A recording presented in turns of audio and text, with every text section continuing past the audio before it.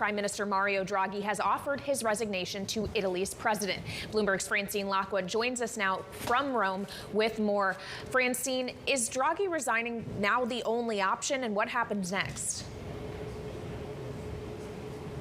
Yeah, so he's resigned, and really, Kaylee, good morning. It was 100% the only option because we thought he had support not from one coalition member but the others, but actually the others at the end of the day yesterday also let him go. Now, this was not because they didn't believe in him. This was bickering between the coalition members, but it doesn't matter. He's no longer in charge. We'll go to elections probably in September and October.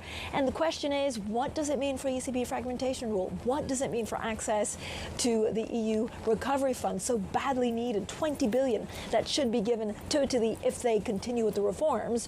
And whoever the next government, whoever the next prime minister is, will they be able to guarantee, of course, to stay on the path to reforms, to make sure they have access and friendly relationship with Europe and the rest of the world? As I was reading his emotional speech, I thought, man, they're going to regret this. Do they regret this? What's the reaction to the turmoil that is almost like the resting state of Italian politics?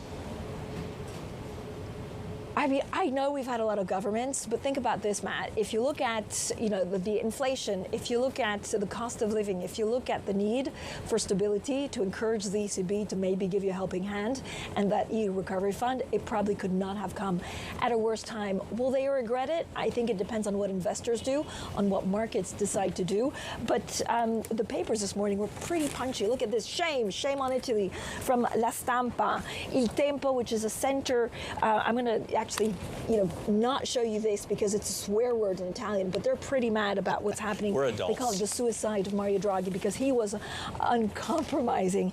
And then this is goodbye, Mario Draghi. Look, it depends on if the next person in charge is considered a safe pair of hands, liked by investors and stable, to see whether markets and voters will regret it. But then it's democracy. You can't go against democracy. Something needed to happen, and an election it is.